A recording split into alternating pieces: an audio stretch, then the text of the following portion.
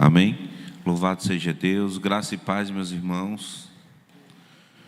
Vamos começar orando, vamos pedir a Deus a bênção sobre esse momento de adoração, para que possamos entrarmos na presença dEle e estarmos sendo agraciados pelo o toque dEle em nós, que Deus possa a cada dia mais estar presente em nossas vidas e que possamos literalmente ser guiados por Ele, amém? Senhor Deus de toda graça, nós louvamos e exaltamos o Teu santo e eterno nome.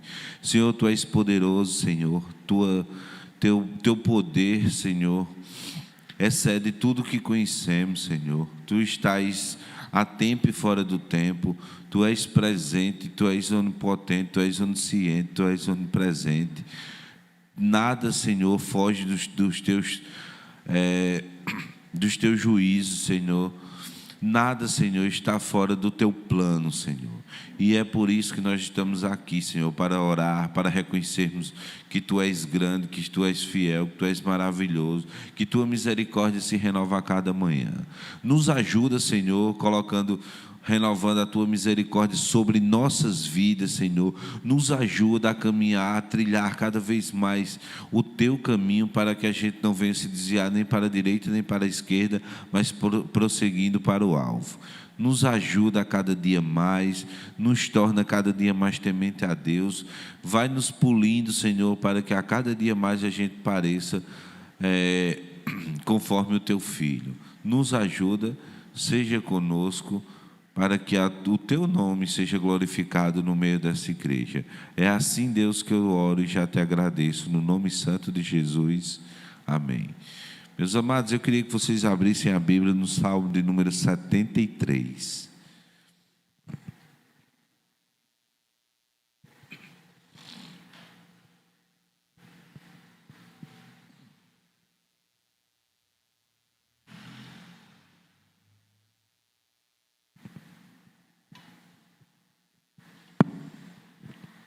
Louvado seja Deus. Esse salmo é um salmo que já faz muito tempo que eu tenho meditado nesse salmo. Eu acho que foi um salmo que ele me acompanhou, vamos dizer assim, desde o período inicial da minha conversão. É um salmo que, vez por outra, nós como caídos, como pessoas que necessitamos da graça, vez por outra nós temos esse sentimento que o salmista teve. E eu acho muito importante a gente meditar nele e entender o que está por trás, o que Deus tem a passar para nós através da leitura desse salmo. E diz assim: de fato, Deus é bom para com Israel, para com os de coração limpo. Quanto a mim, porém, quase me resvalaram os pés.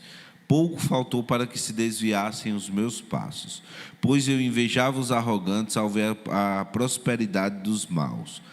Para eles não há preocupações, o seu corpo é forte e sadio. Não partilham da canseira dos mortais, nem são afligidos como os outros. Por isso a soberba os cinge como um colar, e a violência os envolve como um manto. Os olhos saltam-lhes de tanta gordura, do coração deles brotam fantasias. Zombam e falam com maldade, falam da opressão com arrogância, abrem a boca para falar contra os réus e a língua deles percorre a terra. Por isso seu povo se volta para eles e os tem por fonte, da qual bebe com avidez. Eles dizem: como Deus ficará sabendo? Por acaso o Altíssimo tem algum conhecimento? Eis que estes são os ímpios, e sempre tranquilos aumentam as suas riquezas. Com certeza foi inútil conservar puro o meu coração e lavar as minhas mãos na inocência, pois o dia inteiro sou afligido e cada manhã sou castigado. Se eu tivesse pensado em falar tais palavras, já aí teria traído a geração de teus filhos, ó Deus. Em só refletir para compreender isso, achei que a tarefa era pesada demais para mim, até que entrei no santuário de Deus e descobri qual seria o fim deles. Tu certamente os pões em lugares escorregadios e os fazes cair na destruição. como são destruídos no instante, são totalmente aniquilados de terror. Como acontece com o sonho, quando alguém acorda. Assim, o Senhor, ao despertar, desprezará a imagem deles. Quando meu coração estava cheio de amargura e o meu íntimo se comoveu, eu estava embrutecido e sem entendimento. Era como um animal diante de ti. No entanto, estou sempre contigo. Tu me seguras pela minha mão direita. Tu me guias com o teu conselho e depois me recebes na glória. Que tenho eu no céu além de ti? E quem poderia eu querer na terra além de ti? Ainda que minha carne e o meu coração desfaleça, Deus é a fortaleza do meu coração e a minha herança para sempre. Os que se afastam de ti certamente perecerão.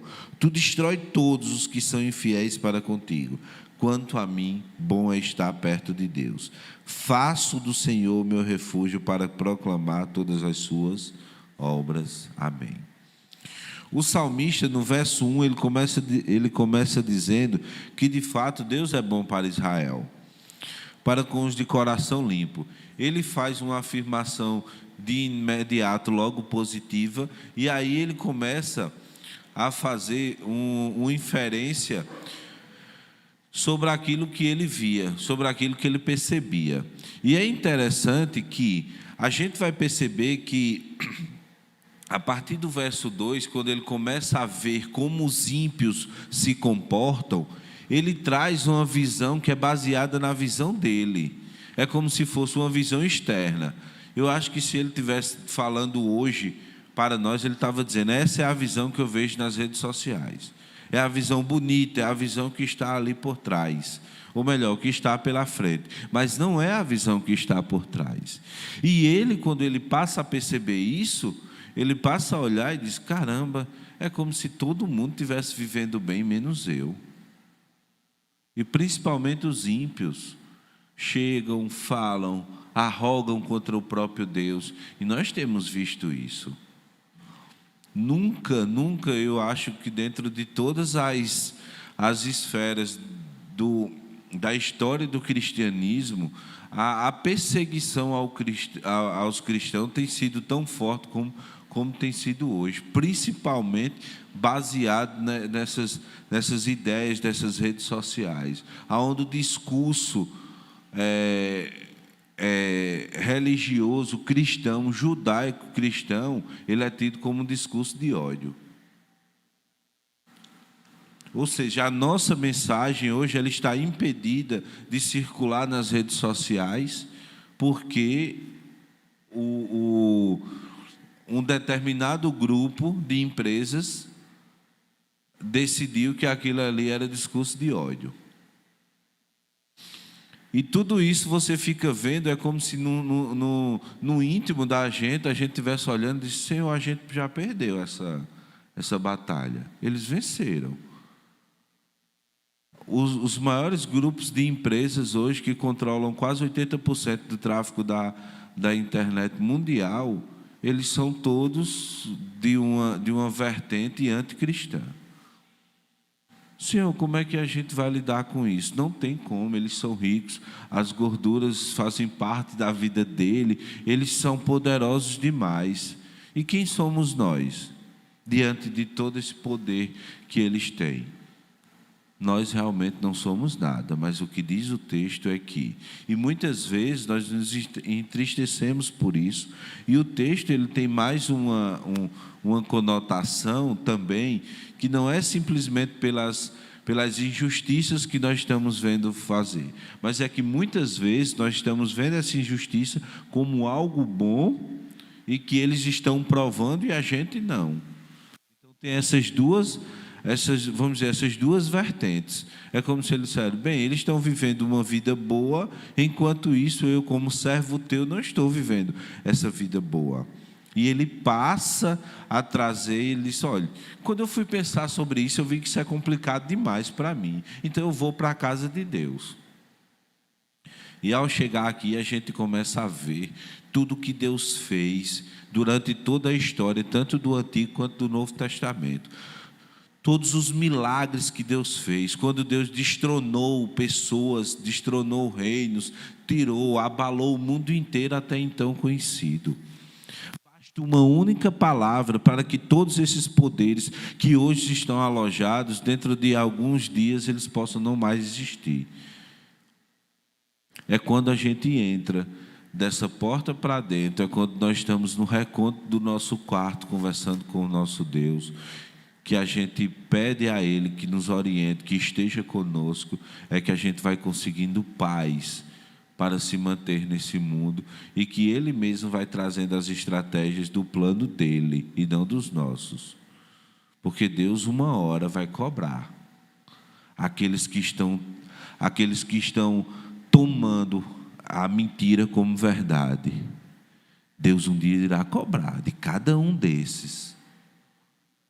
Deus irá cobrar cada um deles pelo mal que tem feito a toda a humanidade. Deus vai cobrar.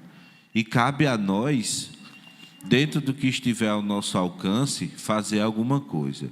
Você disse, mas não tem muita coisa que eu fazer, não.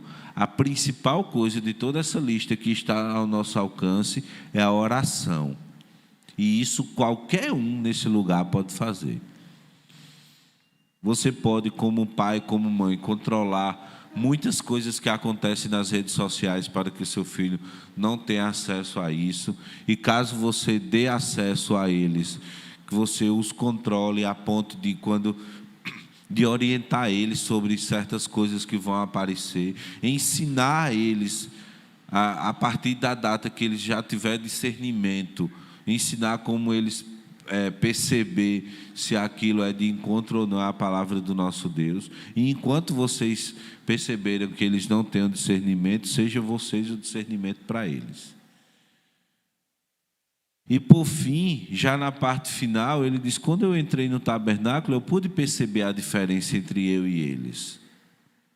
E aí é quando ele passa a perceber a verdadeira percepção. Quando ele chega aqui, ele diz, a minha vida, apesar de tudo que eu não tenho como eles têm, eu tenho ao Senhor. E eu falando no meu agrupo, eu comentei sobre isso.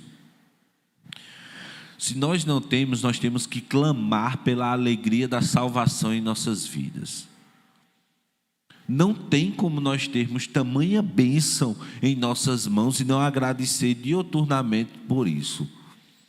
Nós precisamos cativar esse sentimento de gratidão a Deus por ter nos escolhido e nos termos tirado do império das trevas e nos ter colocado para o reino do Filho do seu amor. Não tem como nós esquecermos que isso aconteceu. Não dá para nenhum cristão viver como se essa realidade fosse secundária. Nós precisamos todos os dias, independente daquilo que materialmente ou espiritualmente a gente esteja almejando ou que a gente não tenha, nós precisamos clamar a Deus pela certeza da salvação e pela confiança e o agradecimento pelo que Deus fez em nós. E o salmista, ele começa a ter resposta sobre as indagações que ele tem através disso. Ele diz, Senhor, eu sei que eu tenho a Ti. E eu sei que esse mundo pintado por mim, que eu acho que eles estão vivendo, ele não é bem assim não. Essas pessoas, o mundo, qualquer pessoa que viva sem a presença divina, ele tem uma falsa sensação de felicidade, aonde ele busca essa sensação nas mais diversas coisas, no entretenimento, na bebida, no sexo, na prostituição, na música, no entretenimento, enfim, em qualquer outra coisa. Então, nós precisamos fazer com que esse salmo, ele esteja em nós e ele oriente os nossos passos. Esse salmo, ele traz uma leitura que, vez por outra, a gente está se comparando. Rapaz, fulano não sei o quê, fulano tudo dá certo para ele. Nem é crente, as coisas estão indo de vento em popa para ele, enquanto a mim tem sido fiel.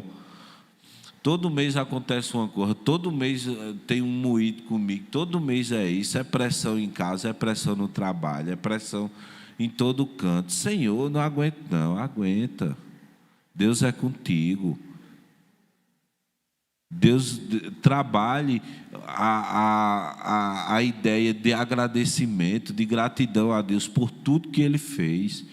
E quando você começar a olhar, não para os problemas, mas para tudo que Deus fez e quem Deus é na sua vida, a perspectiva do que é certo e do que é errado, do que é bom e do que está ruim, muda na sua vida. Existe uma ideia muito forte de você vem no caminho, o caminho está muito bom, aí você passa por 2 buracos. Você disse: essa pista está cheia de buraco. Você só passou por 2, mas aí você diz: a pista está cheia de buraco. É uma tendência natural nossa de nos focarmos naquilo que foge do nosso padrão, daquilo que a gente impõe ou que a gente coloca como certo. Mas o padrão de Deus não é sempre, nem sempre nós estamos muito conectados ao padrão de Deus, mas devemos estar. Então eu trago essa reflexão para que a gente esqueça um pouco como os outros estão, para que a gente passe a ver a nossa relação com o nosso Deus e claro, sermos gratos, independente do momento em que estamos. Eu não estou aqui menosprezando que algo que a gente passe por problema e que nós devemos orar para Deus nos ajudar nesse problema. Isso é lícito e Deus vai nos ajudar. Agora, eu não posso achar que a minha vida é ruim porque eu estou passando por problemas. Porque problemas Deus nunca escondeu, nunca disse que a partir do momento da conversão nós não teríamos mais Ele. Mas Ele prometeu que estaria conosco até o fim dos tempos. Ou seja, com ou sem problema, Deus está conosco. E nós precisamos reconhecer isso. Porque o melhor lugar para estarmos é no centro da vontade de Deus. Amém? Enquanto o Ministério de Louvor se dirige aqui, nós vamos orar mais uma vez. Senhor Deus de toda graça, nós louvamos e exaltamos o Teu nome. Obrigado, Senhor, pela Tua misericórdia que se renovou hoje, Senhor, pela manhã, que se renova a cada dia, Senhor, que a cada minuto e a cada segundo o Senhor tem nos sustentado. Nos ajuda, Senhor, a sermos mais gratos, nos ajuda a cada dia mais a estarmos na Tua presença, nos ajuda, Senhor, a cada dia mais sabermos passar pelos problemas, para que possamos a cada dia mais, Senhor, Te agradar, fazer o Teu querer, que o Senhor possa se orgulhar de nós. Nos ajuda, ser conosco, nos leva, Senhor, na Tua presença através dos louvores, nos ajuda nesse momento, tira qualquer dispersão do meio de nós, Senhor, que nós possamos estar aqui nessa hora, como se estivéssemos, Senhor, ajoelhados na frente do Teu trono, Senhor, olhando para Ti, dizendo que Tu és santo, santo, santo, santo. Senhor, vem e faz sobre nós aquilo que Tu queres, Senhor, não o que nós queremos, mas a Tua vontade seja feita em nós. É assim, Deus, que eu oro e já Te agradeço, no nome santo de Jesus, amém. Louvado seja Deus. Amém. Para quem chegou logo após, graça e paz a todos os irmãos, amém. Louvado seja Deus. E eu queria nessa hora chamar as crianças para irem para as suas salas, os jovens, e ficássemos os adultos para darmos continuidade à nossa aula. Amém?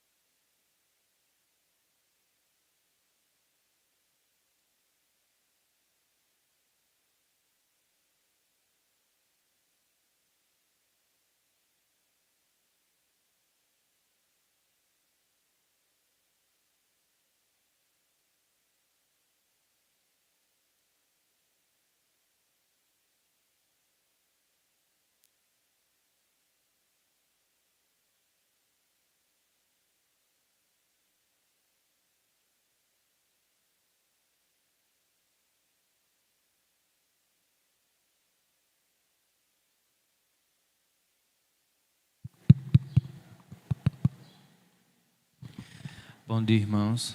Graça e paz. Vamos abrir no capítulo 2 do livro do profeta Ageu.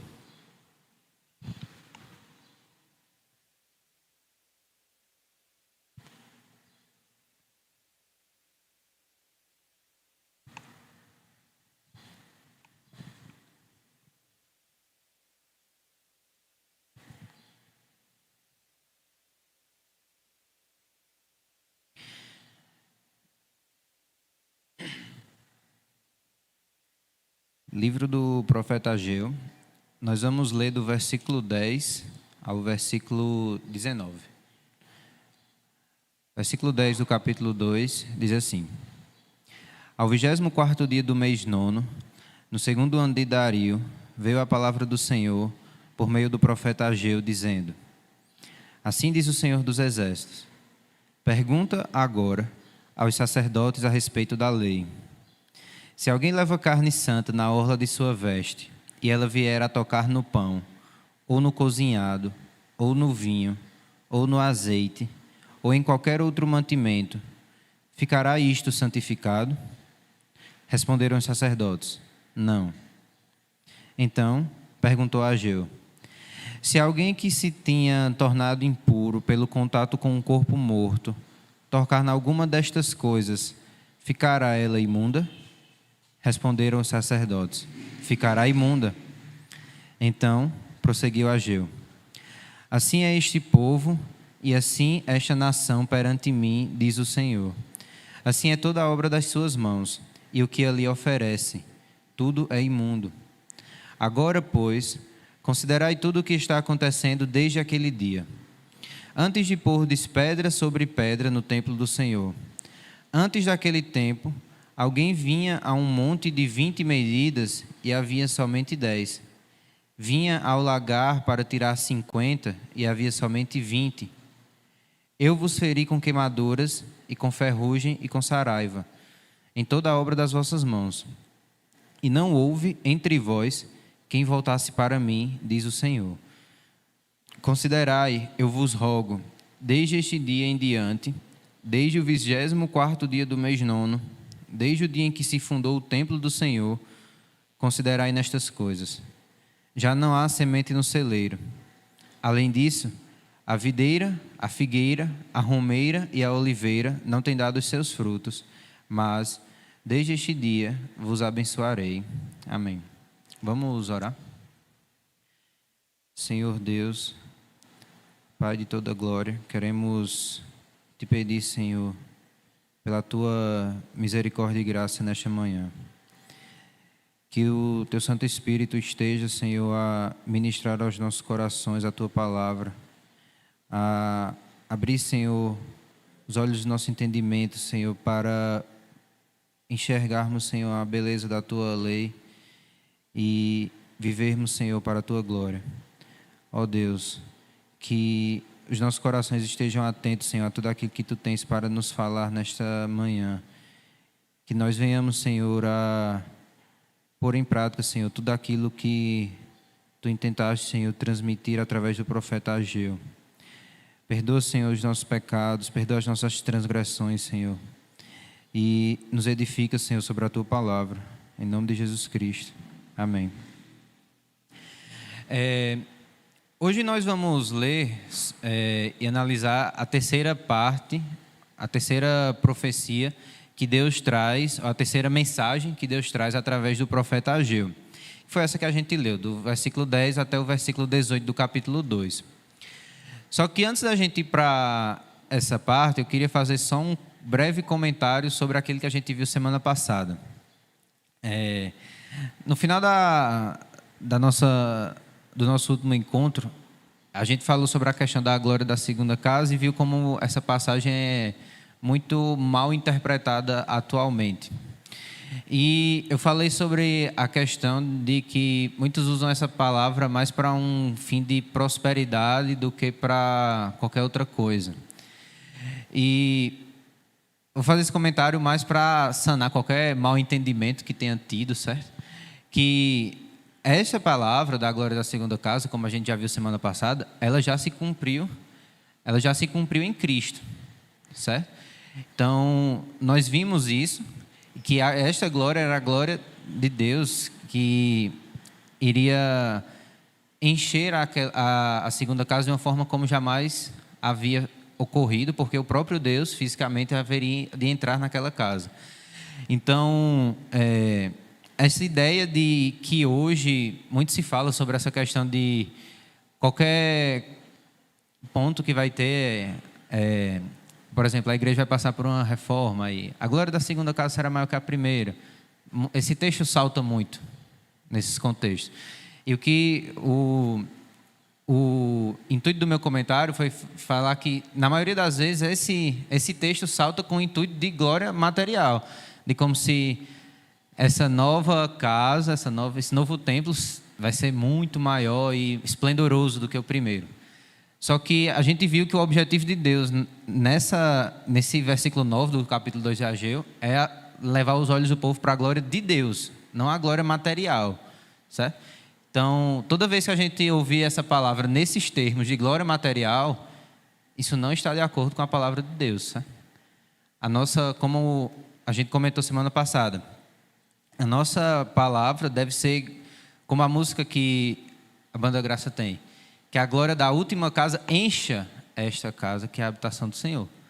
Então, em vez de dizer a glória da segunda casa será maior que a primeira, a gente deveria falar que a glória que esteve na última casa, que é Cristo, encha esta nova casa. Amém? Então, só para deixar esse comentário, que pode ser que tenha tido algum mal entendido, como foi mais apressado devido à questão do tempo, para sanar qualquer mal entendido sobre o que a gente comentou. Amém? Então, diante disso, a gente vai agora para a terceira mensagem que Deus vai trazer através do profeta Ageu. E nós lemos no versículo 10 do capítulo 2 que essa mensagem se deu no 24º dia do mês 9. Então, o ano ainda é o mesmo, é 520 a.C., segundo ano do rei Dario. O 9º mês é o mês Quisleu do calendário hebraico, que trazendo para o nosso é novembro, dezembro. E o 24º dia é o dia 18 de dezembro do nosso calendário atual. Então, a data aproximada dessa terceira profecia é 18 de dezembro de 520, certo? E por que é importante e por que será que Ageu fez questão de datar todas as suas profecias? A questão da data vai nos direcionar muito para entender o que Deus está trazendo para o povo.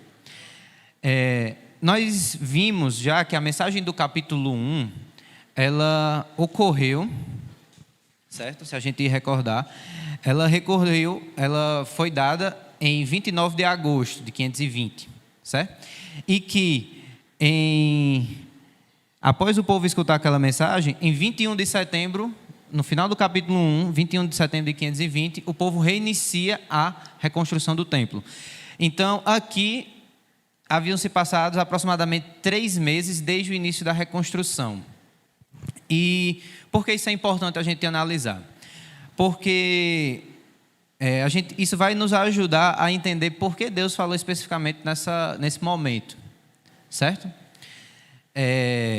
Entre o versículo 9 e o versículo 10 se passaram aproximadamente 2 meses, certo? E o que foi que aconteceu nesses 2 meses? Nesses 2 meses teve início, nesse período, né, teve início o ministério do profeta Zacarias. Dependendo do tamanho da letra das vossas Bíblias, se vocês passarem 2 páginas para frente, no primeiro capítulo de Zacarias, livro do profeta Zacarias, capítulo 1, a partir do versículo 1 diz assim: no 8º mês do 2º ano de Dario, ou seja, nós estamos agora, no versículo 10, no 9º mês, 1 mês após o início do ministério do profeta Zacarias. No 8º mês do 2º ano de Dario, veio a palavra do Senhor ao profeta Zacarias, filho de Baraquias, filho de Ido, dizendo: o Senhor se irou em extremo contra vossos pais. Portanto, dize-lhes: assim diz o Senhor dos Exércitos, tornai-vos para mim, diz o Senhor dos Exércitos, e eu me tornarei para vós outros, diz o Senhor dos Exércitos. Então, a gente não vai entrar falar sobre o livro do profeta Zacarias, que vai ser mais estudado adiante, mas entre o verso 9, voltando agora para Ageu, entre o verso 9 do capítulo 2 de Ageu e o verso 10, deu-se início ao ministério do profeta Zacarias. Deus levanta o profeta Zacarias para falar ao povo. E a gente percebe que, no início, pelo versículo que a gente leu de Zacarias, a mensagem do profeta Zacarias vai ser mais uma mensagem com que Deus estivesse chamando para que o povo voltasse o seu coração para Deus. Eles haviam dado ouvidos à voz do Senhor e haviam começado a reconstruir o templo. Só que Deus, ele não queria somente a reconstrução do templo. Ele queria um relacionamento de fato profundo e verdadeiro com o povo. Então ele queria que o coração do povo voltasse para ele. Esse era o objetivo de Deus. E ele vai trazer essa primeira mensagem através do profeta Zacarias. E aqui no capítulo 2 do profeta Ageu, Deus também vai trazer uma mensagem sobre isso. Aparentemente, no nível de reconstrução, no nível de dificuldades de construção, não havia acontecido nada entre o verso 9 e o verso 10. Eles estavam reconstruindo e não havia tido ainda algo extraordinário que exigisse uma mensagem da parte de Deus. O que é que eu estou querendo dizer? A gente viu que, no início do capítulo 2, Deus traz uma mensagem de encorajamento. O povo havia começado a reconstruir o templo e eles viram aquela realidade e viram que era muito diferente do primeiro templo. Então aquilo desencorajou o povo estava entristecido. Então Deus traz, no capítulo 2, uma mensagem para encorajar o povo. Amém? Foi isso que a gente viu. Só que entre o verso 9 e o verso 10, a gente não percebe nenhum acontecimento que fosse necessário um encorajamento. E a gente vai perceber que a mensagem, essa terceira mensagem, ela não é um encorajamento. Ela é uma exortação de Deus para o povo. Porque porque o povo poderia pensar que reconstruindo o templo estava tudo certo. Só que Deus queria que eles vissem que, mais uma vez, que o templo era a relação deles com o templo era um reflexo da relação deles com Deus. Então Deus queria que eles examinassem o seu coração e queria que eles voltassem para Deus de coração, não apenas externamente para ter um templo físico construído. Então esse é o sentido principal dessa mensagem. E por isso que é importante a gente analisar que ela foi dada logo após, algumas semanas após a mensagem de Zacarias. Porque quando a gente analisa a primeira mensagem de Zacarias, aqueles primeiros versículos, e analisa essa, a gente percebe que o objetivo de Deus é fazer com que o povo volte o seu coração para Ele. Não apenas algo meramente externo, como a reconstrução do templo. Então, esse é o objetivo principal de Deus. Então, no 24º dia do mês 9, Deus fala através do profeta Ageu. E Deus direciona inicialmente sua mensagem aos sacerdotes. No versículo 11, Deus diz para perguntar aos sacerdotes a respeito da lei. Então, Deus vai falar primeiramente com os sacerdotes e Ele vai fazer duas perguntas retóricas para os sacerdotes, que tanto os sacerdotes como qualquer outra pessoa da nação dos judeus saberia responder a essas perguntas, certo?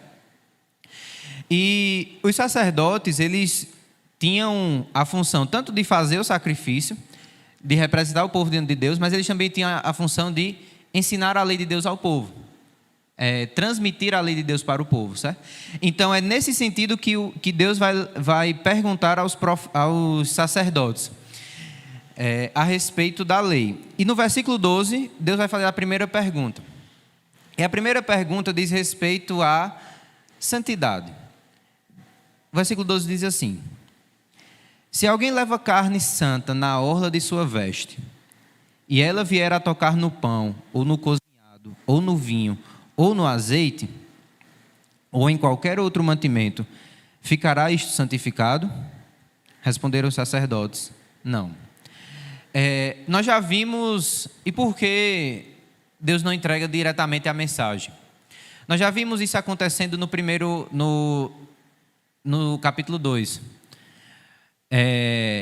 A estratégia de comunicação que Deus usa através de Ageu é bem particular, é bem interessante, porque ele primeiro chama a atenção do povo, e uma vez ou do ouvinte, e uma vez que os ouvintes estão atentos, Deus então lança a sua mensagem. E ele vai fazer isso aqui novamente com os sacerdotes. Ele vai chamar a atenção dos sacerdotes fazendo essas perguntas dos versos 12 e 13. Só que a mensagem que Deus quer transmitir diretamente está a partir do 14. Mas o versículo 12 e o 13, eles fazem uma introdução importante para chamar a atenção do povo e o povo dar ouvidos àquilo que viria a ser falado. Então, diante disso, o que é que esse verso 12, Deus está querendo que os sacerdotes meditem? Para a gente entender esse contexto, a gente vai voltar para Levítico, terceiro livro da Bíblia. Levítico capítulo 6.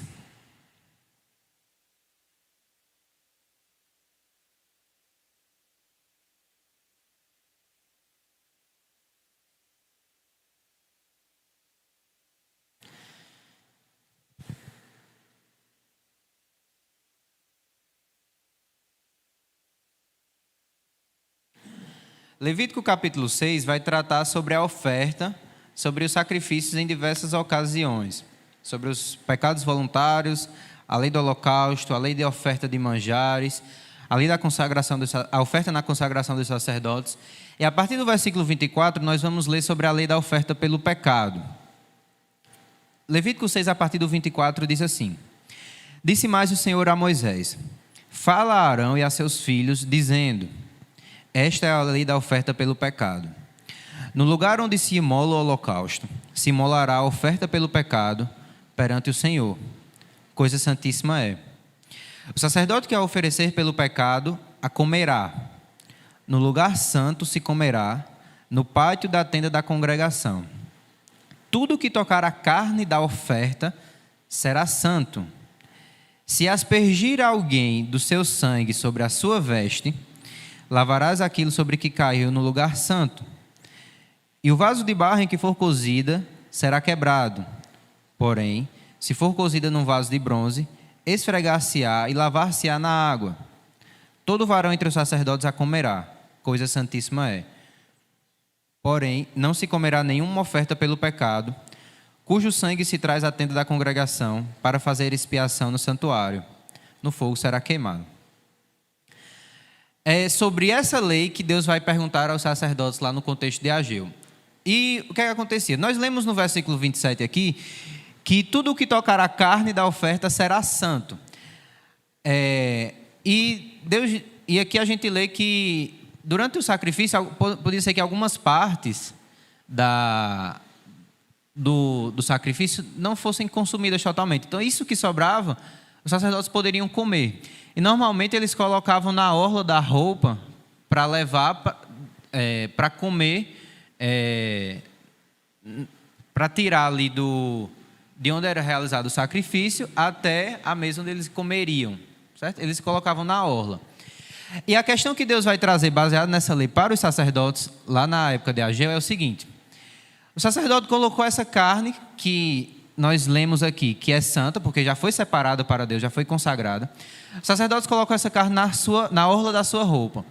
Se essa roupa tocar qualquer outro objeto, esse objeto será santificado, porque a roupa que envolve a carne santificada o tocou? A resposta dos sacerdotes é bem enfática: não. E essa era a resposta que tanto os sacerdotes como qualquer judeu deveria dar, porque é uma aplicação direta desse trecho aqui de Levítico que a gente leu. Porque no verso 27 é bem claro: tudo que tocar a carne da oferta será santo.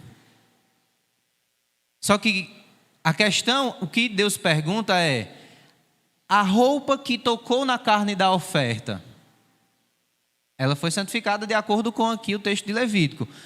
E aquilo que tocar na roupa também vai ser santo? O texto de Levítico não diz isso. A lei não diz isso.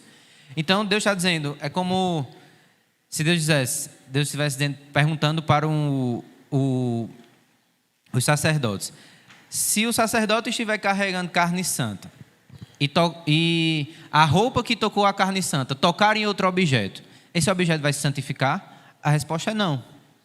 certo? A roupa se tornava santa, de acordo com o versículo 27 aqui do capítulo 6 de Levítico. A roupa se tornava santa porque estava em contato com a carne, que já havia sido separada para Deus.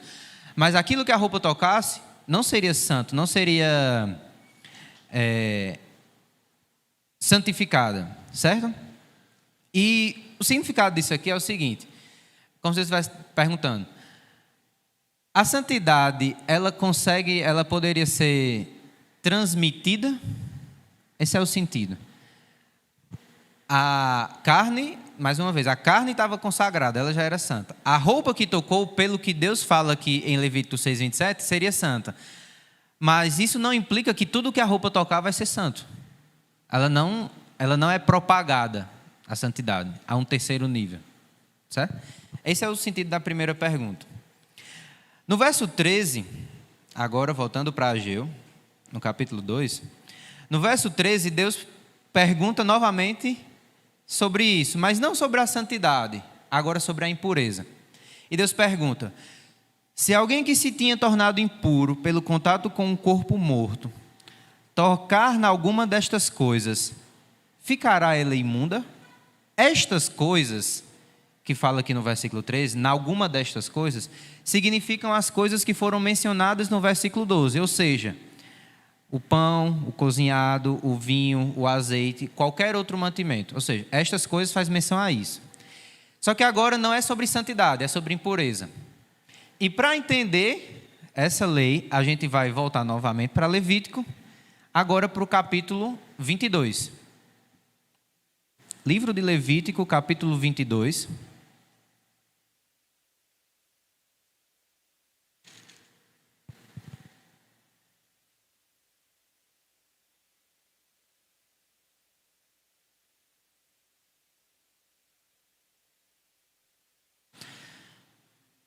Levítico capítulo 22, nessa primeira parte a gente vai ver sobre a lei acerca de comer coisas santas. E diz assim, a partir do verso 1. Disse o Senhor a Moisés: dize a Arão e a seus filhos que se abstenham das coisas sagradas, dedicadas a mim pelos filhos de Israel, para que não profanem o meu santo nome. Eu sou o Senhor. Dize-lhes: todo homem que entre as vossas gerações, de toda a vossa descendência, se chegar às coisas sagradas que os filhos de Israel dedicam ao Senhor, tendo sobre si a sua imundícia, aquela alma será eliminada de diante de mim. Eu sou o Senhor. Ninguém da descendência de Arão, que for leproso, ou tiver fluxo, comerá das coisas sagradas, até que seja limpo. Como também o que tocar alguma coisa imunda por causa de um morto, ou aquele com quem se der a emissão do sêmen, ou qualquer que tocar algum réptil, com o que se faz imundo, ou a algum homem com o que se faz imundo, seja qual for a sua imundícia. O homem que o tocar será imundo até a tarde, e não comerá das coisas sagradas sem primeiro banhar o seu corpo em água. Posto o sol, então será limpo, e depois comerá das coisas sagradas, porque isto é o seu pão. Do animal que morre por si mesmo ou é dilacerado não comerá, para com isso não contaminar-se. Eu sou o Senhor. Guardarão, pois, a obrigação que têm para comigo, para que, por isso, não levem sobre si pecado e morram, havendo-o profanado. Eu sou o Senhor que os santifico. Então, aqui a gente tem a lei sobre comer coisas santas para os sacerdotes, os descendentes de Arão, certo? E nós vimos que e aqui a gente vê no versículo 4, que se alguém tocar alguma coisa imunda por causa de um morto, isso era uma lei que Deus havia dado, que todo aquele que tocasse um defunto, um cadáver, um morto, ele se tornaria imundo, certo? E por causa disso, nós lemos que ele não poderia, aqui no capítulo 22 Levítico, comer as coisas santificadas, as coisas separadas, certo? Vamos passar algumas páginas agora para Números, capítulo 19.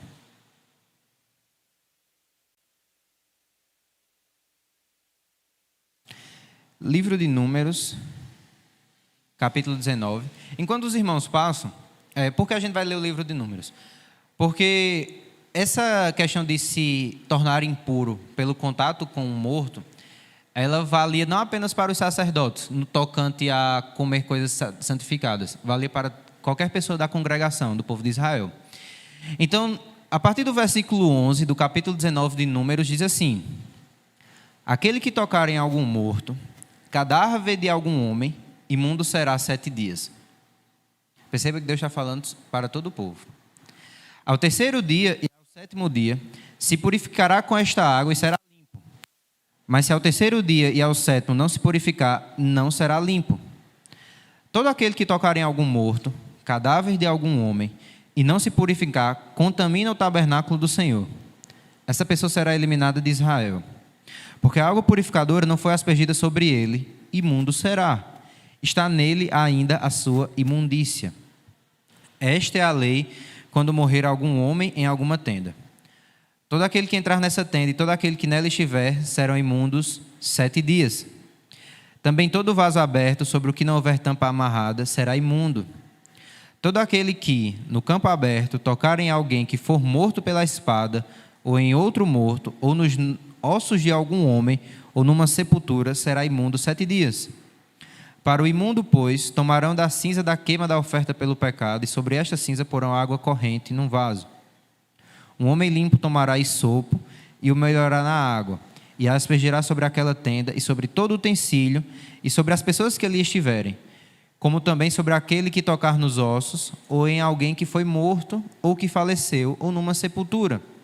O limpo aspergirá sobre o imundo ao terceiro e ao 7º dias. Purificá-lo-á no 7º dia.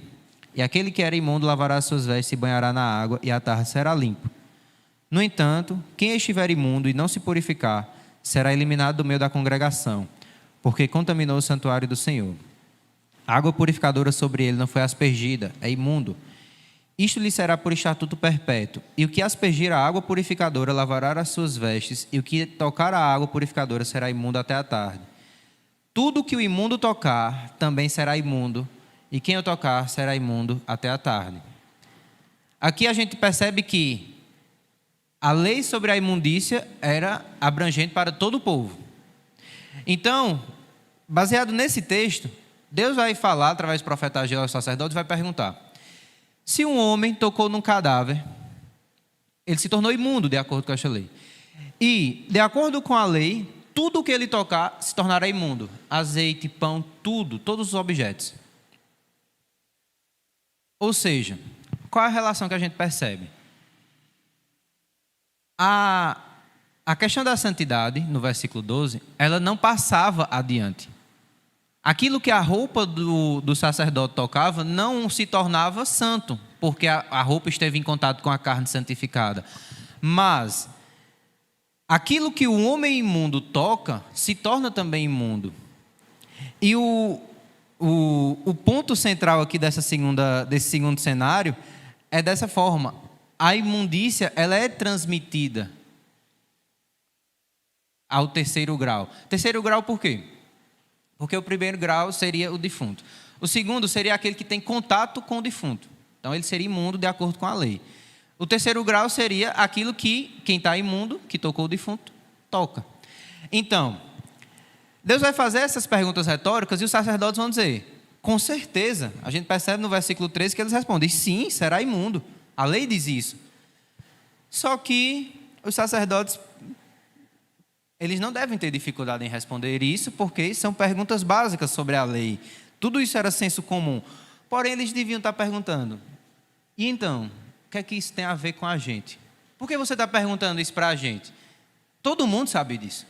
Todo mundo na comunidade de Israel sabe que não é porque a orla da veste que tocou a carne santa, tocar outras coisas, que essas coisas vão ser santas. E todo mundo sabe que quem tocar uma coisa imunda, um morto, tudo aquilo que ele tocar vai se tornar imundo. Todo mundo sabe disso. Mas por que você está perguntando isso, Ageu? E então, agora sim que Deus trouxe a atenção deles para a mensagem, Deus agora entrega a mensagem. E Deus diz a partir do verso 14: assim é este povo, e assim esta nação perante mim, diz o Senhor. Assim é toda a obra das suas mãos e o que ali oferecem. Tudo é imundo. Deus vai fazer uma analogia entre a imundícia que foi propagada no versículo 13, porque o imundo tocou em várias coisas, com a imundícia do povo. E qual era a imundícia do povo? O coração deles, por mais que eles estivessem reconstruindo o templo, ainda estava distante de Deus. E eles pensavam que o fato de oferecer sacrifícios a Deus, meramente oferecer o sacrifício, por ser algo que Deus havia instituído, iria purificar eles. Eles estavam colocando a fé não no poder de Deus, mas sim no mero ato de fazer o altar. Então, eles estavam com o coração distante, mas eles diziam, não, se a gente fizer o sacrifício aqui, vai estar tudo certo. E eles estavam fazendo o sacrifício. Por quê? Porque, se vocês relembrarem, quando a gente começou, a gente viu alguns trechos do livro de Esdras. E no capítulo 3 do livro de Esdras, a gente não vai abrir, mas a gente vê que tem a reconstrução do altar. A primeira coisa que o povo, que Zorobabel e Josué fazem ao voltar para a terra de Israel, é reconstruir o altar para fazer o sacrifício. Então o altar estava lá, eles estavam fazendo o seu sacrifício. Só que o templo ainda estava parado. E nesse contexto, Deus vai dizer, não é simplesmente porque vocês voltaram a reconstruir o templo que está tudo certo. O coração de vocês ainda está distante de mim. E Deus vai dizer que, e Ele vai ser bem enfático na sua mensagem, porque Ele diz, assim é este povo, assim é esta nação, e assim é toda a obra de suas mãos. O português aqui, ele perde um pouco da riqueza da mensagem original. Mas, por que Deus fala assim, assim e assim? No hebraico tem um jogo de palavras, porque é como se os sacerdotes tivessem perguntado, e então, o que é que isso tem a ver com a gente? E assim, e daí? Aí Deus vai falar, e então, assim é este povo, e então, assim é esta nação, e então, assim é toda a obra das suas mãos, imunda. Porque o coração do povo estava imundo. E o que Deus está querendo dizer é que as ofertas oferecidas no altar, elas estavam contaminadas pelo pecado do povo. Elas estavam imundas porque o coração do povo estava distante de Deus. E isso também é uma realidade muito presente nos nossos dias. E a gente pensa que está distante. Eu vou dar um exemplo externo e um exemplo interno, certo? O exemplo externo é o seguinte. Aqueles que tiveram muito tempo ou uma atuação maior na Igreja Apostólica Romana, Igreja Católica, eles vão saber que a Igreja Católica ela acredita que os sacramentos eles têm poder em si mesmo, independente de fé. E eles salvam independente de fé. Então, vou trazer o exemplo do batismo, certo? A Igreja Católica, ela acredita que o batismo, ele salva, independente se o indivíduo que o recebe com fé. É independente da fé. Essa é a crença deles. Então, se, por exemplo,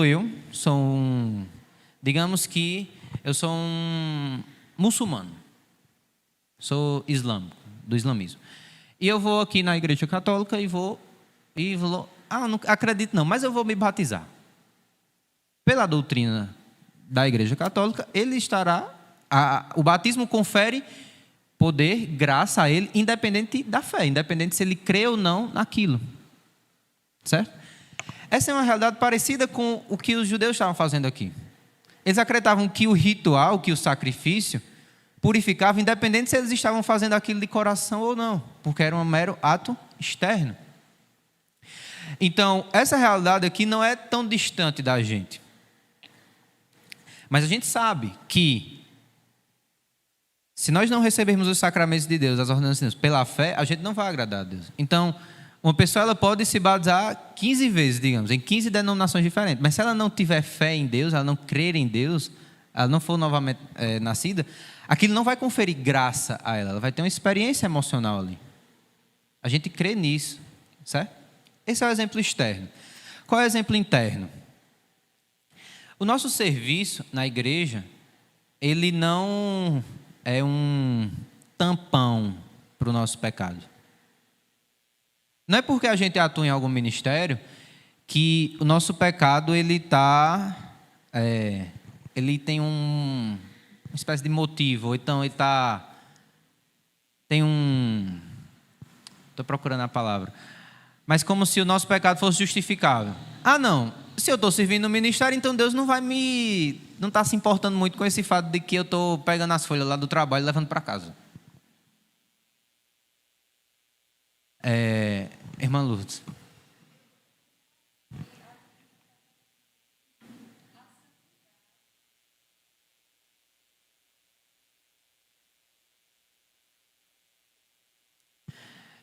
Para o pessoal, só o pessoal que está em casa, a irmã Luz perguntou se o texto estava querendo dizer que a santidade não era recebida pela adoração no templo. Alguns comentários vão fazer essa analogia de que a santidade não era recebida pela adoração. Mas é uma questão que Deus vai fazer, é uma analogia do que existe na lei, do que Deus vai fazer com da realidade do povo. Então, é como se Deus estivesse dizendo, não é o fato de vocês estarem tendo contato com o sacrifício que necessariamente vocês estão purificados. É mais ou menos nesse sentido.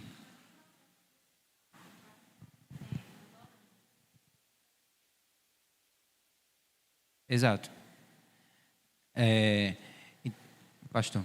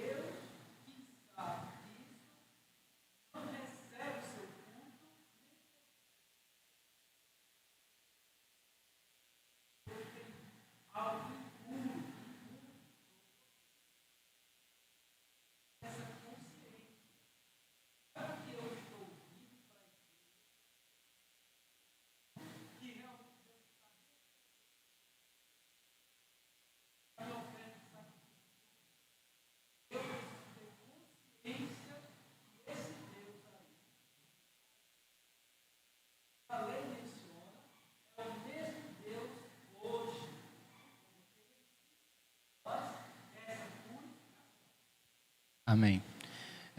Para o pessoal que está em casa, o pastor Hamilton falou sobre como isso também se aplica hoje, né? Que não adianta a gente vir para o culto e oferecer a nossa oferta do louvor a Deus, se a gente ainda tem o pecado em qualquer esfera da nossa vida como uma mancha, nos manchando.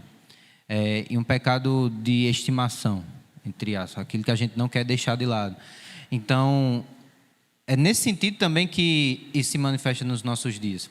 De que não é porque a gente está fazendo algum serviço na casa de Deus que isso está limpando a gente e está encobertando a gente. Deus não vai olhar para isso porque a gente está servindo. Não. A mensagem que Deus está trazendo aqui é que, independente do sacrifício que o povo estava fazendo, do serviço de reconstrução, eles ainda estavam imundos, porque o coração deles estava distante de Deus. Então, eles tinham esse pecado. E um comentário que o pastor Hernandes Dias Lopes traz é que o sacrifício no altar sem o templo estar construído era religião sem Deus, buscando benefícios, mas evitando um relacionamento com o Senhor, de quem os benefícios eram buscados. Tal religião é ela mesma corrompida e não oferece cura para a impureza. Então, o serviço ele não abaliza o pecado, certo? Essa é a mensagem principal. Então, diante disso, Deus vai chamar o povo novamente a considerar o seu passado. E isso é um ponto muito importante que a gente já viu aqui no livro de Ageu. Deus está constantemente chamando o povo a considerar profundamente aquilo que eles passaram e aquilo que eles estão passando. No versículo 15, Deus diz assim: agora, portanto, considerem tudo o que está acontecendo desde aquele dia. Que dia é esse? Esse dia é o dia de que eles começaram a reconstruir o templo. A gente observa isso a partir na segunda parte, né? Antes de pôr pedra sobre pedra no templo do Senhor. Então, Deus está dizendo, considerem tudo o que aconteceu, tudo o que tem acontecido desde aquele dia. E ele vai dizer, o que é que estava acontecendo? No versículo 16.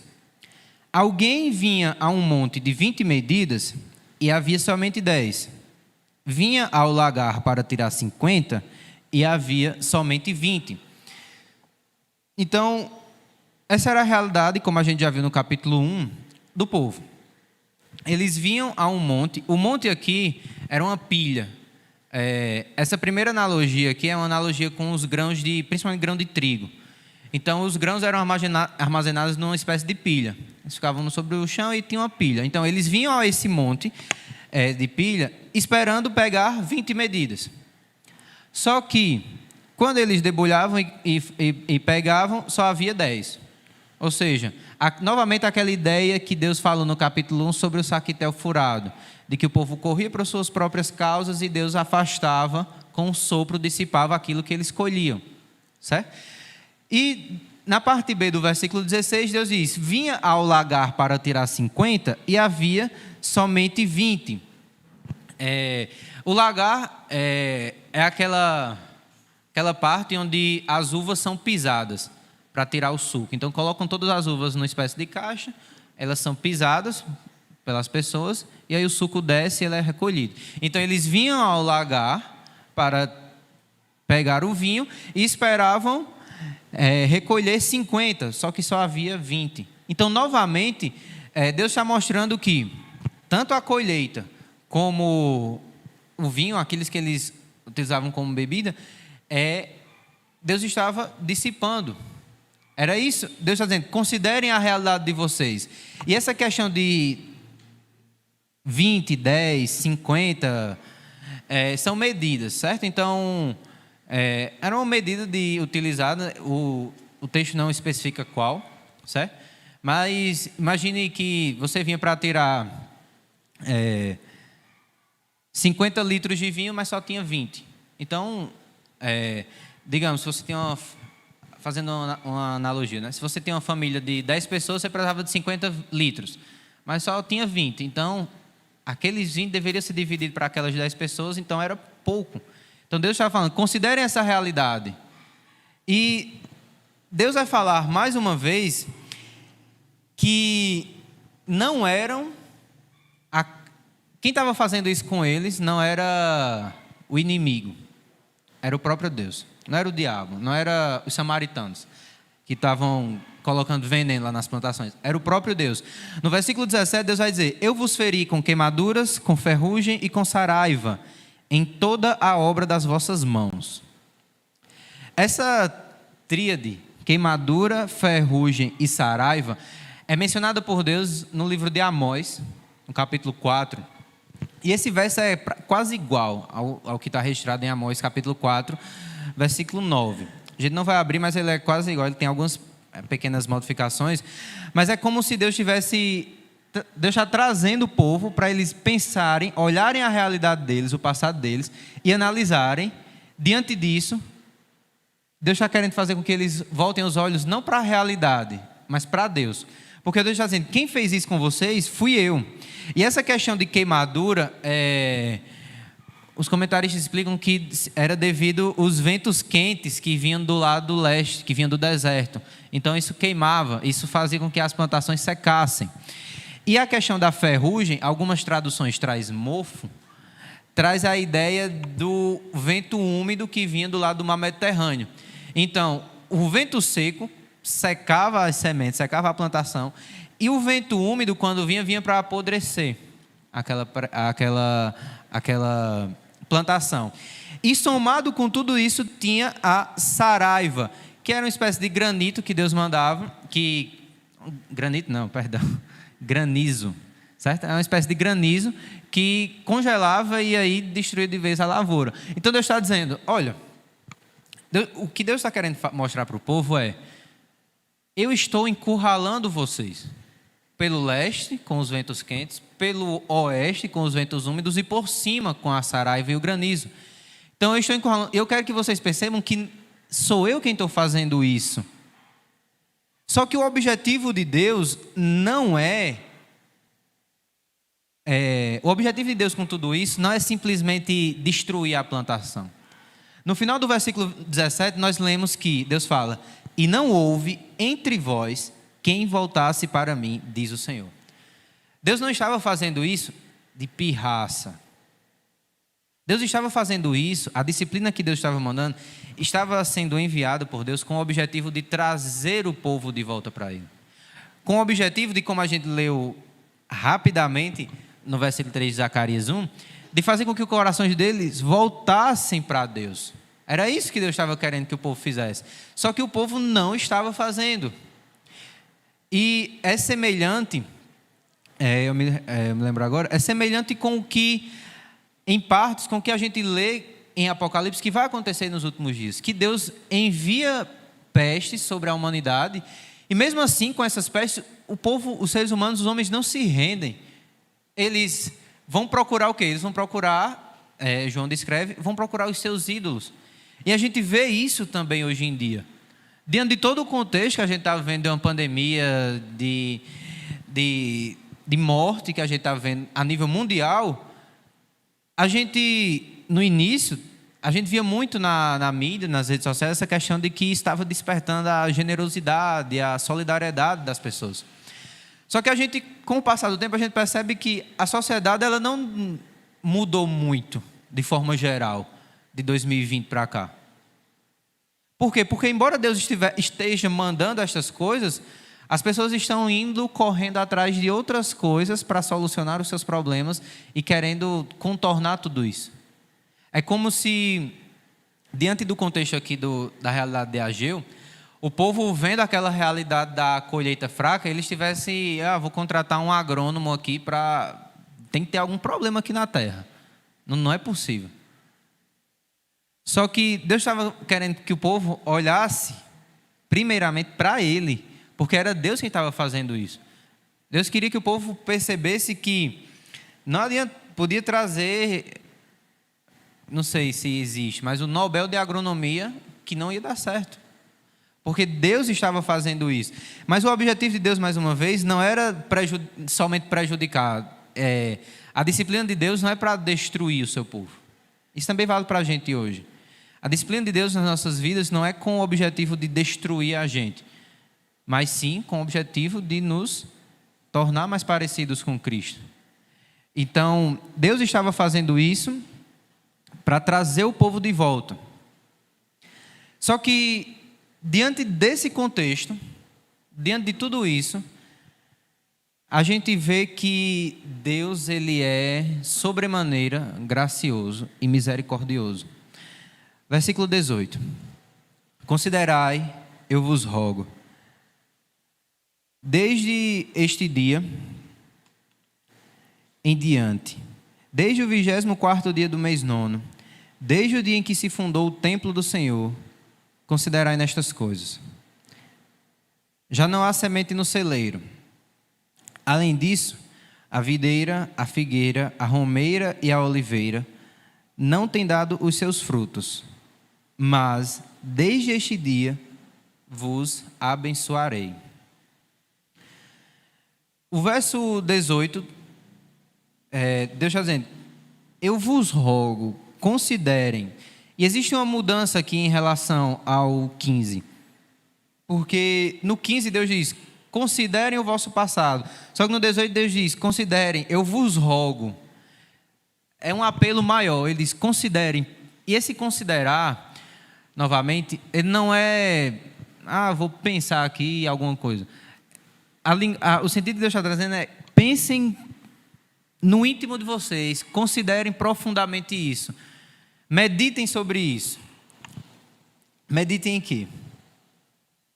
Deus vai dizer, considerem desde este dia em diante. Ele vai dizer o que é que o povo deve considerar. No versículo 19 diz assim, já não há semente no celeiro. Algumas traduções trazem assim, ainda existe ou ainda há semente no celeiro, como uma pergunta, certo? Tem essa diferença, e dependendo da forma como a gente interpreta, a gente pode ter um entendimento um pouco diferente. Por quê?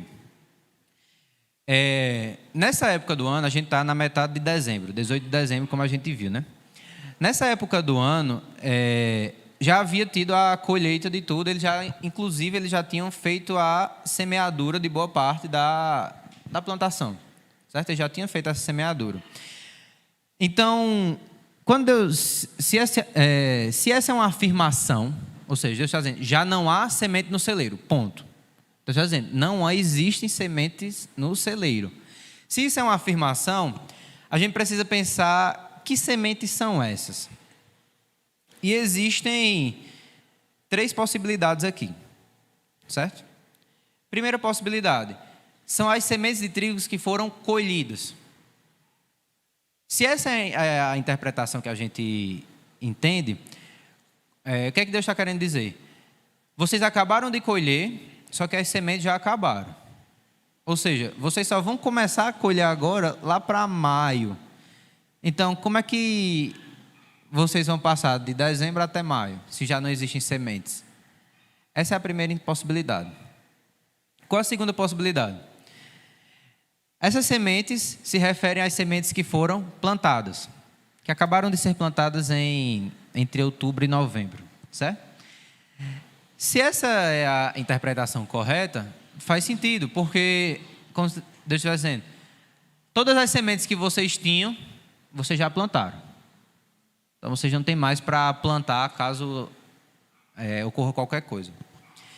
E a terceira possibilidade, ainda nessa questão de que foram as sementes que foram plantadas, traz o sentido de que não existem mais sementes, mas eu vos digo que eu abençoarei vocês com a colheita do próximo ano.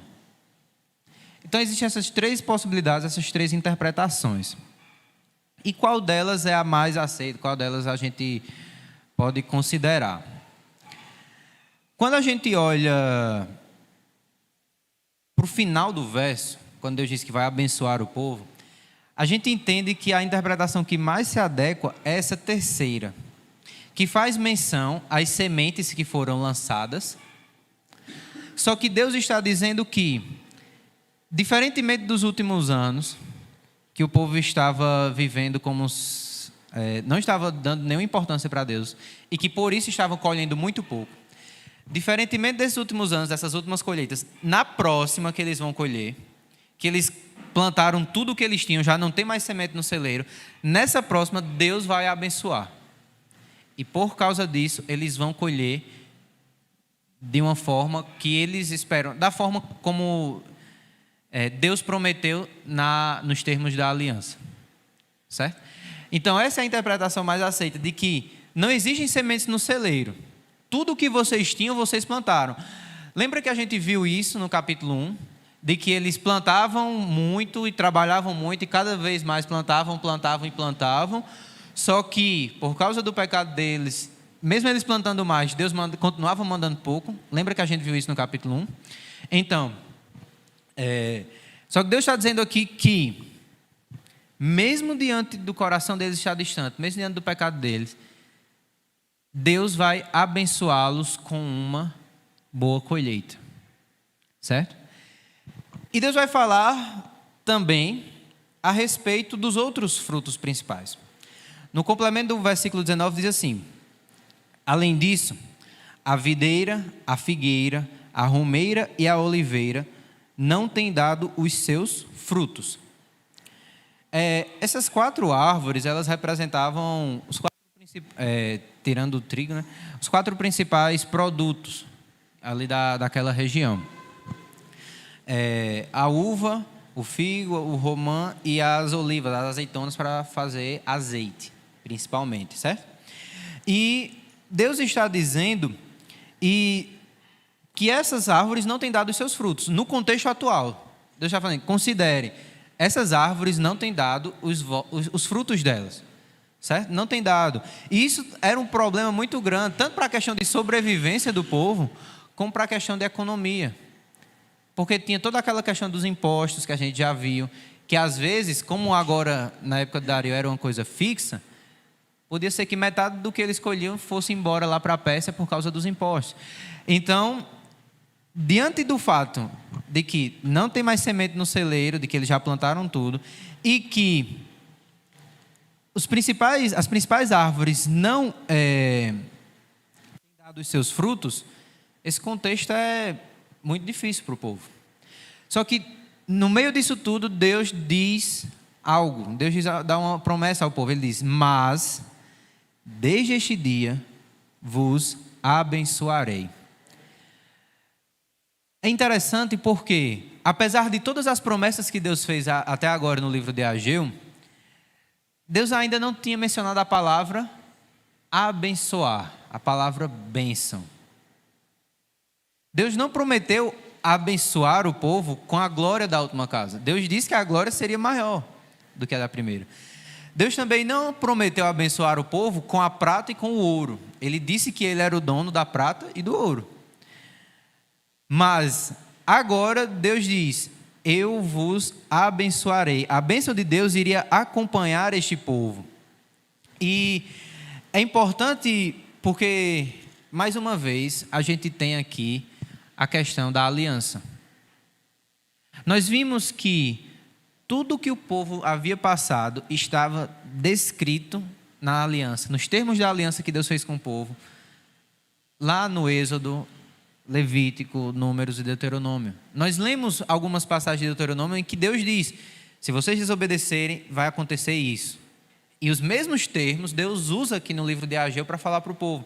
Então Deus está dizendo: a aliança que eu fiz com vocês tem esses termos. Vocês escolheram esse lado, então as consequências desse lado estão claras no nosso pacto da aliança. As consequências são essas. Só que agora Deus diz que iria abençoar o povo. E ele iria abençoar de que maneira? Vamos pensar. Será que essa bênção de Deus se tratava de uma boa colheita? Sem dúvida alguma. Porque Deus acabara de falar aqui sobre as sementes e sobre as demais árvores. Então, essa bênção, e quando a gente lê Deuteronômio, a gente também percebe isso, é que essa bênção também inclui a colheita. Mas será que Deus estava falando somente da colheita? Provavelmente não. Porque, como nós vimos sucessivas vezes, aqui no livro de Ageu, o objetivo de Deus não era trazer os olhos do povo para o material. Os olhos do povo estavam enraizados no material, eles estavam enraizados naquela glória material do templo de Salomão, eles estavam enraizados na glória material de uma colheita esplendorosa. Só que Deus estava querendo fazer com que eles olhassem para a glória de Deus. Então essa bênção aqui não é só uma colheita. Da mesma forma hoje, a bênção para nós não é só material. O apóstolo Paulo diz que se a nossa esperança em Deus se resume apenas às coisas deste mundo, nós somos os mais miseráveis de todos os homens. Se a gente espera em Deus somente para ter uma casa bonita, somente para ter um carro bom, ter vestes ok, não ter preocupação, não apertei não, sobrou 20% do meu orçamento no final do mês. Se a gente busca Deus só para essas coisas, a Bíblia vai deixar bem claro, nós somos os mais miseráveis. Não tem outro termo para a gente. Então, a bênção de Deus é algo muito maior do que qualquer riqueza material. Como o presbítero Neto falou hoje na ministração, a gente tem uma promessa que é maior do que qualquer coisa que a gente possa ter de promessa daqui da terra. Eu acredito que nenhum de nós vai pensar em trocar esta promessa de Deus pela promessa de uma promoção no emprego.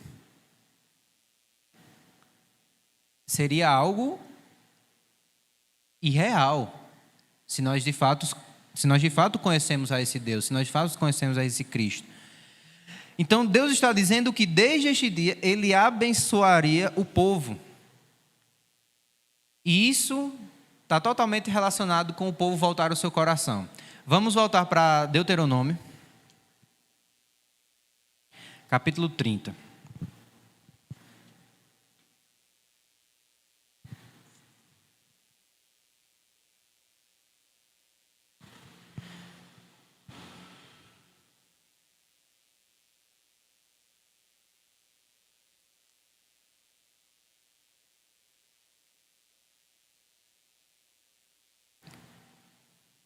Livro de Deuteronômio.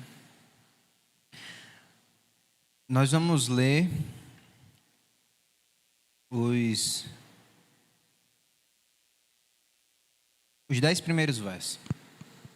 Livro de Deuteronômio, capítulo 30, a partir do verso 1, diz assim: Quando, pois, todas estas coisas vierem sobre ti, a bênção e a maldição que pus diante de ti, se te recordares delas, entre todas as nações, para onde te lançar o Senhor teu Deus.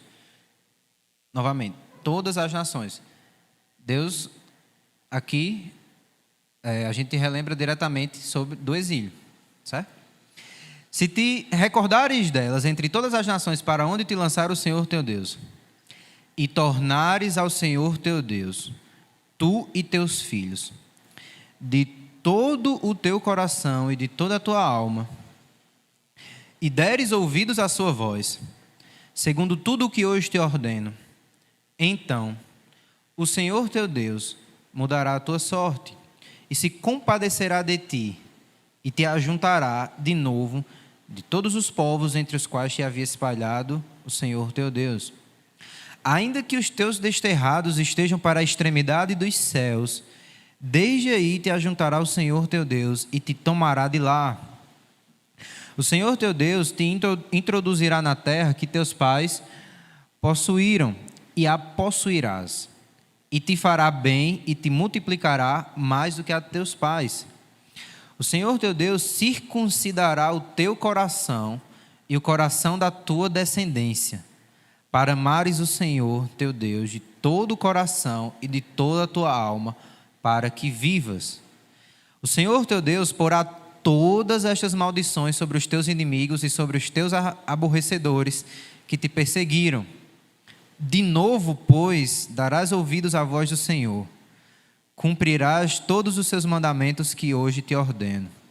O Senhor teu Deus te dará abundância em toda a obra das tuas mãos, no fruto do teu ventre, no fruto dos teus animais e no fruto da tua terra, e te beneficiará, porquanto o Senhor tornará a exultar em ti, para te fazer bem, como exultou em teus pais.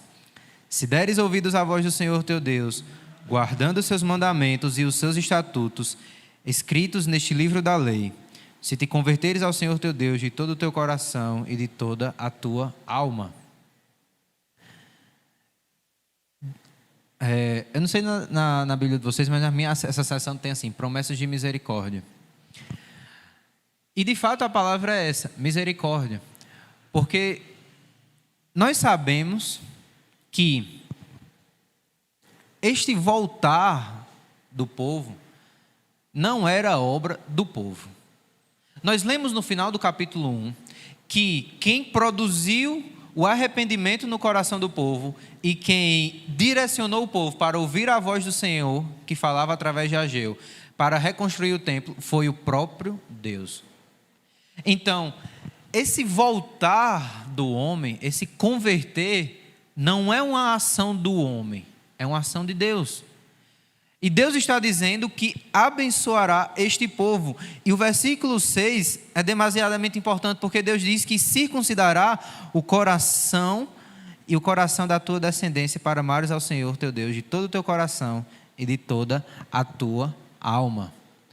Ou seja, esse final aqui dessa segunda mensagem de Deus através de Ageu é muito importante, porque Deus está dizendo que, embora vocês estejam fazendo, embora o coração de vocês esteja longe de mim, embora vocês estejam imundos por causa do vosso pecado, embora vocês estejam impuros, eu demonstrarei a minha misericórdia a vocês. E eu abençoarei vocês. E isso aqui é importante, porque a bênção de Deus, ela vem para nós através da graça, nós não merecemos. Ela vence o nosso pecado, só que ela não deixa o pecado lá. Esse é o ponto importante para a gente. O povo iria receber a bênção de Deus. Eu vou ser misericordioso. Embora vocês estejam impuros, eu vou abençoar vocês, porque eu sou misericordioso, porque eu sou gracioso. Mas o coração de vocês não vai ficar da mesma forma. É isso que Deus está... esse é o ponto mais importante, porque a primeira parte da mensagem é muito usada hoje. Essa mensagem de que Deus vai nos abençoar independente do nosso pecado, porque Deus é misericordioso, Deus é amoroso e gracioso. De fato, Deus faz tudo isso porque Ele é misericordioso, Ele é gracioso. Ele nos abençoa em Cristo. Como Paulo diz, Ele nos ama quando nós ainda somos pecadores. Porém, tem um ponto. Depois que Deus faz isso, Ele não vai deixar da mesma forma. Ele não vai permitir que nós continuemos com o nosso coração sujo, continuemos impuros, e mesmo assim vai nos abençoar, como se fosse, como se ele não ligasse para o pecado. Não é isso que Deus vai fazer. Ele nos abençoa em Cristo, quando nós ainda somos pecadores, mas depois que Ele nos abençoou, Ele nos limpa. É isso que Ele fala com circuncidar o coração. Ele coloca as suas leis no nosso coração. Então, esse povo iria experimentar a bênção de Deus, mas eles não iriam desfrutar das bênçãos de Deus permanecendo com o coração da mesma forma. Nós sabemos, a partir da história, que mais na frente, Deus enviaria ainda mais o profeta Zacarias, iria trazer algumas mensagens, e Deus também enviaria Deus enviaria Neemias para fazer com que o povo voltasse à lei do Senhor, voltasse para a lei do Senhor. Então, essa bênção de Deus, ela não vai vir, vai acontecer na nossa independente do seu pecado. Acredito que todos nós já ouvimos isso em algum momento. Irmão Joaquim.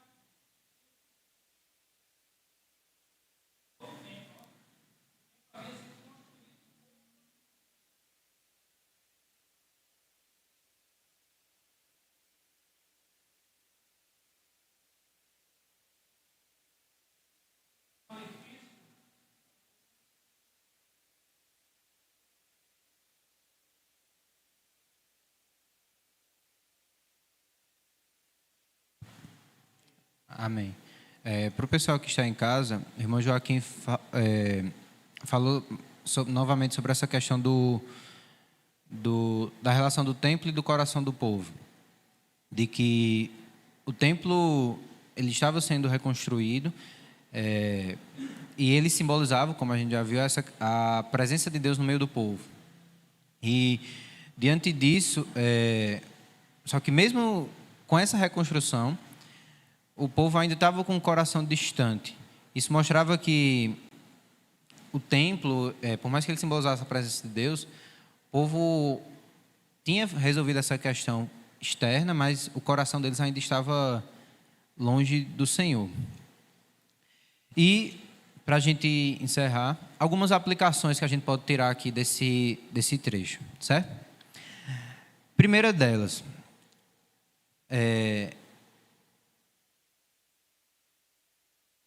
a santidade, ela não é algo que a gente passa adiante. O fato de nós sermos cristãos não implica necessariamente, para quem já tem filho, não implica que os filhos serão também cristãos. Não tem como eu salvar, não tem como a minha salvação ser compartilhada para outra pessoa. Não ocorre como o apóstolo João escreve: os filhos de Deus, eles não nasceram da vontade do homem, da vontade da carne, nem do sangue, mas da vontade de Deus. Então, não é porque eu sou filho de crente, então eu vou ser crente, então eu já estou salvo, nasci na igreja, então estou salvo. Isso não é verdadeiro, pastor Hamilton.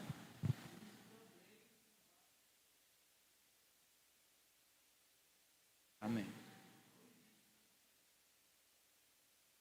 Amém. O pastor Hamilton está falando sobre que isso também combate a questão da transferência de unção, de que não tem essa transferência. Santidade ela não é compartilhada. Eu não vou chegar num nível de santificação elevado e quando eu chegar nesse nível eu posso dividir um pouquinho. Isso não tem base bíblica, certo? Não existe. Segunda aplicação que a gente pode perceber daqui.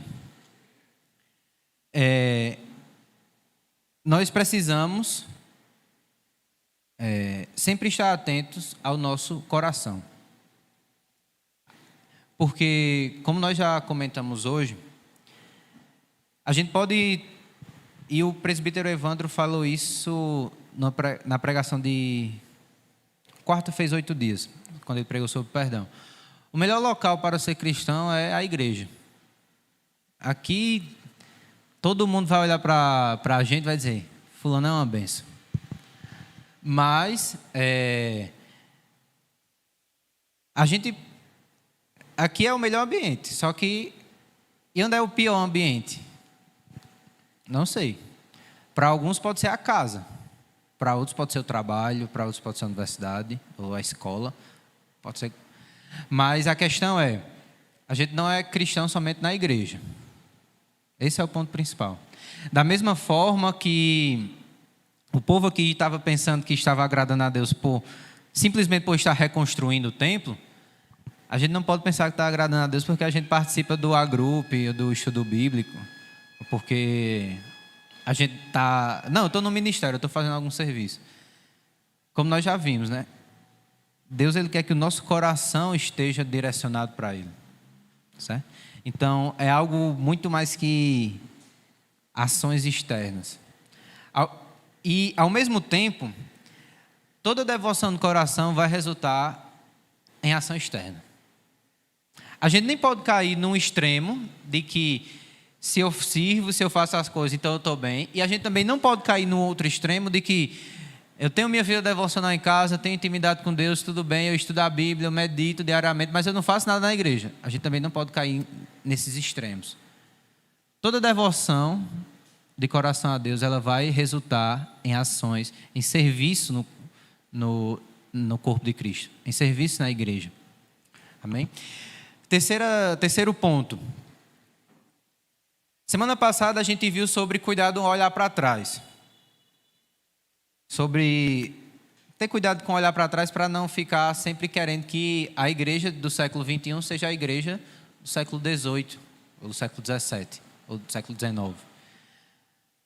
Precisamos ter cuidado, mas ao mesmo tempo a gente precisa, mais um extremo, a gente não pode abandonar isso. Nós precisamos sempre estar considerando, como Deus chamou o povo aqui, considerem o passado de vocês, considerem o presente de vocês. Saber discernir os momentos e o tempo que a gente vive. A gente precisa saber olhar para a realidade que a gente está vivenciando e saber, de fato, Deus controla todas as coisas. Então, se isso aqui está acontecendo, tem um motivo aqui para isso. Por que está acontecendo? É o que Deus nos chama a fazer. Considerem o vosso passado. Quarta aplicação. Deus, o Diácono Elton falou isso na devocional. O povo aqui estava num período de colheita muito ruim. Mas Deus, isso era resultado do pecado do povo. Todavia, Deus disse que mesmo nesse cenário, Deus estaria com eles, se eles voltassem seu coração para Deus. Então, a gente pode estar passando por muitos problemas, mas a gente tem que ter uma convicção. A promessa de Cristo em Mateus 28 permanece. Ele está conosco. Então, eu não gosto muito, mas eu vou fazer essa analogia. Então, se essa semente do celeiro está já acabando, mas Deus está conosco. Se os frutos, se aquilo que é material, se aquilo que a gente precisa, ele está pouco, mas Deus está conosco. E Ele prometeu, como nós já vimos, que se a gente buscar o reino dele, quando a gente busca o reino de Deus e a sua justiça em primeiro lugar, estas coisas nos são acrescentadas. Então, o que a gente é chamado a fazer é confiar nas promessas de Deus. E aqui eu vou fazer uma recomendação. Tem um livro do pastor John Piper, está chegando na Consciência Cristã, quem quiser comprar, que o livro é Graça Futura, o nome. A capa dele é azul, tem uma árvore na frente. Esse livro é muito bom, porque ele vai mostrar que a nossa vida cristã, ela é direcionada para as promessas de Deus. A gente suporta as tribulações, a gente suporta as tentações, a gente suporta estas coisas olhando para as promessas que Deus fez para nós. Olhando para a promessa da Nova Jerusalém, olhando para a promessa de que Ele estará conosco, olhando para a promessa de que Ele é o nosso sustentador. Então, nós temos incontáveis e preciosas promessas na Bíblia. Só que parece que a gente gosta mais das promessas que os homens nos dão. Se isso aqui eu já passei por isso em algum momento, que eu percebia que eu li a Bíblia em determinado momento, faz uns 2 anos. Eu li a Bíblia e eu via essas coisas, mas tá certo, eu pensava, principalmente no Antigo Testamento, isso aqui já tá feito. Só que, e aí, às vezes tinha, eu estava na graduação ainda, e tinha a promessa de que ia ter uma mudança lá, ia ter um emprego assim, mais garantido. E aí eu percebi que, lendo o livro de John Piper, aí eu fiz uma análise de como eu estava vivendo, né? E eu percebi que eu estava me animando mais com essas promessas de emprego e de futuro do que com essas promessas que eu via na Bíblia. E eu orei a Deus para que Deus mudasse os meus olhos, porque é isso que a gente precisa fazer. A gente precisa olhar para essa glória de Deus que é maior do que aquilo que a gente tem aqui. A gente precisa olhar para essa bênção que Deus disse que vai nos abençoar. E Ele já nos abençoou em Cristo. Então a gente precisa olhar para estas coisas. Para a gente terminar, o que o presbítero Neto falou. A gente não vai ter promessa maior, melhor e que a gente possa receber. A promessa que a gente tem em Cristo, da vida eterna, já é melhor do que tudo. Amém? Vamos orar? Senhor nosso Deus, queremos te agradecer, Senhor, por mais uma manhã. Muito obrigado, Senhor, por tua misericórdia que abriu os nossos olhos, Senhor, e transformou o nosso coração quando nós ainda éramos pecadores. E que nós reconhecemos, Senhor, que não merecemos nada de Ti, Senhor, que não merecemos, Senhor, nem 0,5% dessa Tua graça, Pai. Ó Senhor, perdoa os nossos pecados, Senhor, perdoa todas as vezes que o nosso coração buscou a Ti, Senhor, por meras coisas materiais. E aplica, Senhor, a Tua palavra em nossos corações. Em nome de Jesus Cristo. Amém.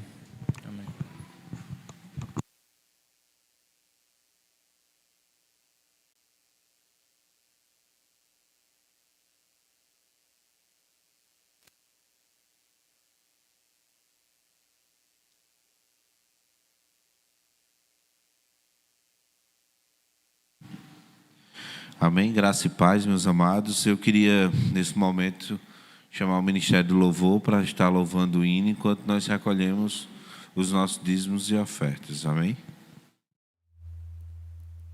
Amém? Louvado seja Deus. Eu queria, antes de me despedir, eu queria fazer aqui alguns pedidos de oração, fazer algumas orações que chegaram aqui através de alguns pedidos e também conclamar às pessoas que estão para poderem vir também à igreja. A escola dominical é uma bênção de Deus, é um momento ímpar de estarmos aprendendo da palavra do Senhor. E para todos os efeitos e fins ainda tem tido poucas pessoas na escola dominical, mas nós cremos que Deus é poderoso para multiplicar. Amém? Vamos orar. Queria que vocês nos acompanhasse e concordasse em oração. Amém. Senhor nosso Deus, nós queremos te pedir, Senhor, por esses pedidos de oração que chegaram até nós.